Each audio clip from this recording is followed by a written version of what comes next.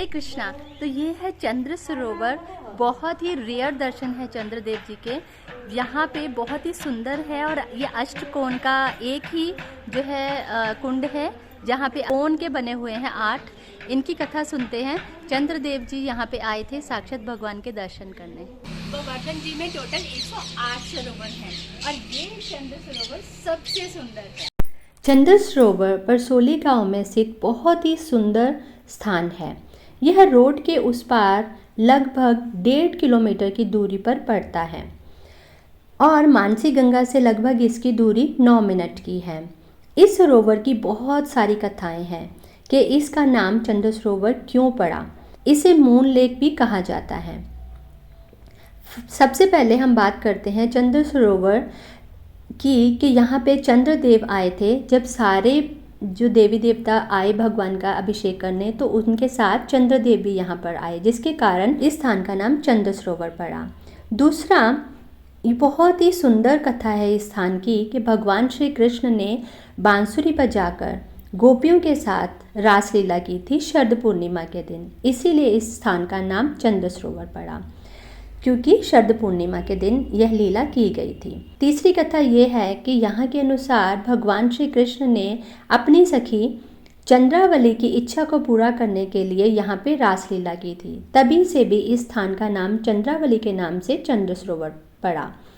इसके अलावा दंत कथाओं के अनुसार एक बार भगवान श्री कृष्ण चंद्र से बहुत ही मोहित हो गए और वो चंदा मामा को लेने की जिद करने लगे।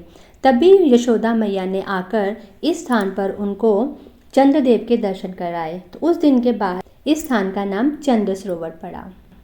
यहाँ पर बहुत सारे आचार्यों की समाधियाँ हैं। उसके अलावा यहाँ पर श्री वल्लभाचार्य जी की बैठक के भी दर्शन किए जा सकते हैं। एक बहुत ही सुंदर कुआं भी है जिससे श्रीनाथ जी के लिए यहाँ से जल लिया जाता है, वो भी यहाँ पे स्थित है।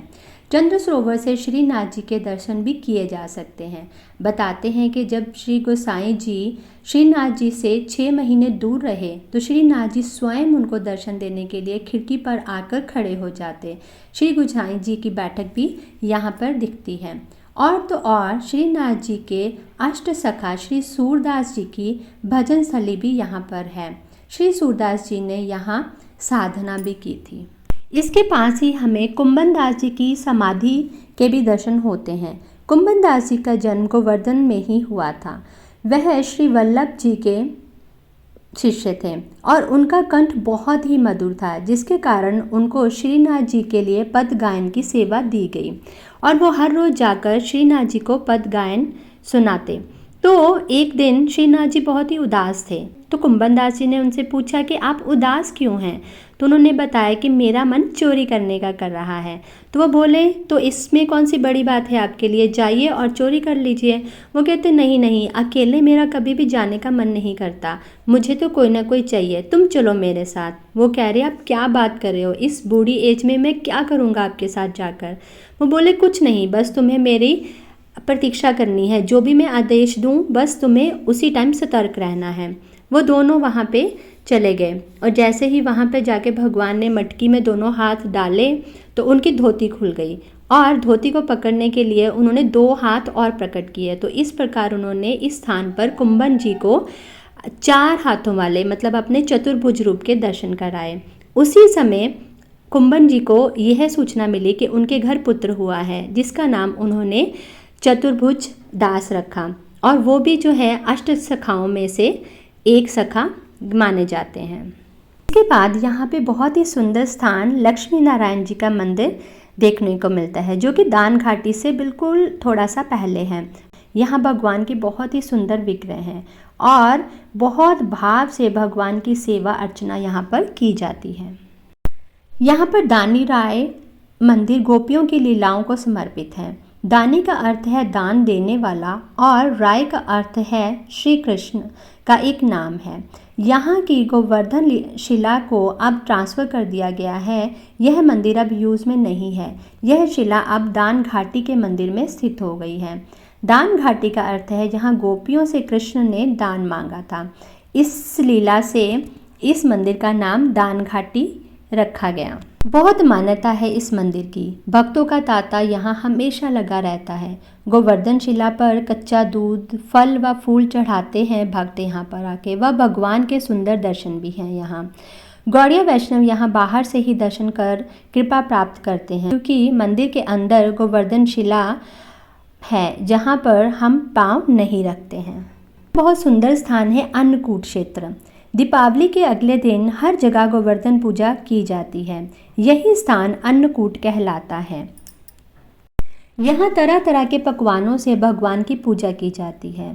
अन्न का अर्थ है भोजन व कूट का अर्थ है समूह। यहाँ कई सारी सब्जियों को मिलाकर एक बहुत ही सुंदर स्वादिष्ट जो है व्यंजन तैयार किया जाता है। यहाँ पे कड़ी चावल, पूरी आदि भी बनाई जाती है। भगवान को इनका भोग लगा भक्तों में बांटा जाता है। यही स्थान से अन्नकूट की पूजा प्रारंभ हुई थी। बहुत सारे भक्त बढ़ चढ़कर उसमें हिस्सा लेते हैं और कहते हैं कि अल्प सेवा बहुकर्माणी, अर्थात थोड़ी सी सेवा से ढेर सारा लाभ प्राप्त हो जाता है।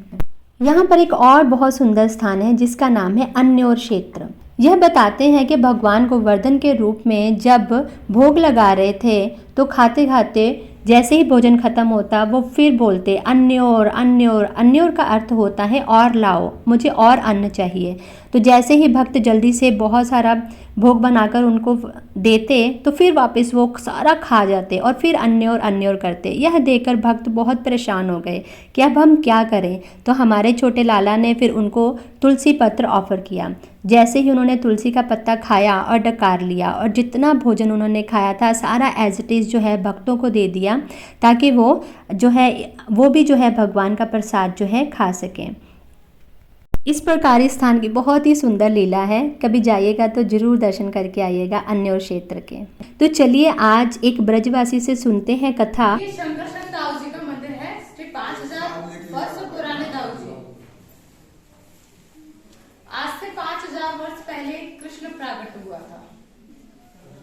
जब कृष्ण प्राकट हुआ था तो वो 7 बरस के हुए। 7 बरस के हुए उन्होंने गिरिराज पूजा करवाई थी। पहले इंद्र की पूजा होती थी, गिरिराज जी को कोई भी नहीं जानता था। तब गिरिराज पूजा करवाई थी तो इंद्र को बड़ा अभिमान हुआ और उसको बुरा भी लगा कि कौन से पर्वत की पूजा कर रहे हैं, किसकी पूजा कर रहे हैं। तो ठाकुर जी ने जब पूजा करवाई तो उसको अभिमान हुआ और उसको क्रोध आया कि मेरी पूजा नहीं हो रही है। ब्रज में देखने के लिए आया तो देखता है कि यहाँ पे तो गिरिराज जी की पूजा हो रही है। तो उसने अपने जो भी है मेघमाल उनके लिए बोल दिया कि आप ब्रज को बहा दीजिए। तो मेघमालों ने इतनी बारिश की यहाँ पे 7 दिन कि ब्रज को बहाने का हुक्म सुना दिया। तो ठाकुर जी ने टसली आंगली पे गिरिराज जी उठाए। तो गिरिराज जो जल आ रहा था, ऊपर से सुदर्शन पी रहे थे, थोड़ा बहुत जल जा रहा था तो वो नीचे आ रहा था। जहां से गिरिराज जी उठाया वहां एक गड्ढा हो गया। गड्ढा मीन्स एक कोई भी चीज उठाते हैं तो वहां जगह बन जाता है। तो वहां गड्ढा हो गया, उस पर सारा ब्रज का पानी आके इकट्ठा होने लगा। तो सभी ग्वाल बाल घबराने लगे। बोलते हैं कृष्ण आपने हमें ब्रज बारिश से बचाया, बहने से बचाया, डूबने से हमें कैसे बचाओगे। तो दाऊ भैया से सकता है। ठाकुर जी दाऊ भैया की तरफ इशारा करते हैं बातों ही बातों में। किसी के सामने डायरेक्टली तो बात नहीं कर सकते थे तो इशारा में बोलते हैं अभी दाऊ भैया कुछ कीजिए। तो दाऊ भैया बोलते हैं मैं तो करता हूँ। तो दाऊ भैया शेष सकता है। इन्होंने शेष का सहारा लेके उस गड्ढे की पूरी मैट बांधी। उसके अंदर सारा ब्रज का पानी इकट्ठा होने लगा। तो इनका नाम पड़ा शंकर दाऊ जी। शंकर टहरने वाले शंकर दाऊ जी, क्योंकि सभी ब्रजवासियों का शंकर टहर लिया। और वो शंकर कुंड है, अभी उसका जीर्णोद्धार हुआ है। पहले वो ऐसे ही पड़ा था। वो शंकर कुंड है। देवकी के गर्भ से रोहिणी के गर्भ में आई, तभी इनका नाम शंकर दाऊ जी पड़ा। वज्रनाभ ने इनकी स्थापना की थी। अपनी ब्रज में 12 वन है, 12 सरोवर है, 12 वाटिका है, 12 दाऊ जी है। 12 दाऊ जी में सबसे बड़े दाऊ जी ये है। 1000 कुंड है, एक सुंदर सी नदी है, एक सोने का पर्वत है श्री गिरिराज जी और एक क्षीर सागर है। बोलिए श्री दाऊ जी दयाल की जय। इसके बाद हमारे पास इंद्र ध्वज है। जहाँ पे इंद्र जी का ध्वज है वहाँ पे भी आप दर्शन कर सकते हैं। इस वीडियो के अंत में हमारे पास बहुत ही सुंदर स्थान है जो कि बहुत ही फेमस भी है, जिसको चरण पहाड़ी कहते हैं। यहाँ पे शिला के ऊपर आप ये चरण के निशान देख सकते हैं। आज भी भक्त जो है यहाँ पे बहुत ज़्यादा दर्शन करने के लिए जाते हैं। इन चरणों को जो है प्रदक्षिणा करते हैं, इनको स्पर्श करते हैं और इनकी जो है कृपा प्राप्त करते हैं। ये जो शिला है इसके बिल्कुल पास ही गिरिराज जी बहुत ही नज़दीक है। यहाँ पे हम उनके दर्शन कर सकते हैं और उनको छू भी सकते हैं। वीडियो की जानकारी आपको अच्छी लगे तो कृपया बहुत सारे डिवोटीज़ का शेयर कीजिए ताकि वो भी जो है इसका लाभ उठा सकें। अगर अभी तक चैनल को सब्सक्राइब नहीं किया कृपया उसे सब्सक्राइब कर लीजिए और लाइक ज़रूर कर दीजिएगा जाते जाते। अगर कोई आपकी इच्छा हो तो कमेंट बॉक्स में लिख सकते हैं। अगर वीडियो अच्छी लगी है तो भी लिखिए। अगर कुछ ऐसा डाउट है तो भी आप उसमें कमेंट बॉक्स में डाल सकते हैं। मैंने एक इंटरेक्टिव मैप बनाया है जिस मैप की डिस्क्रिप्शन बॉक्स में मैंने डिटेल दे दी है। आप जस्ट उसके ऊपर जाके क्लिक करेंगे तो ये सारी लीला स्थलियों की व्यू आपको दिखेंगे कि ये कहाँ कहाँ पे अवेलेबल है। Thank you so much. Hare Krishna.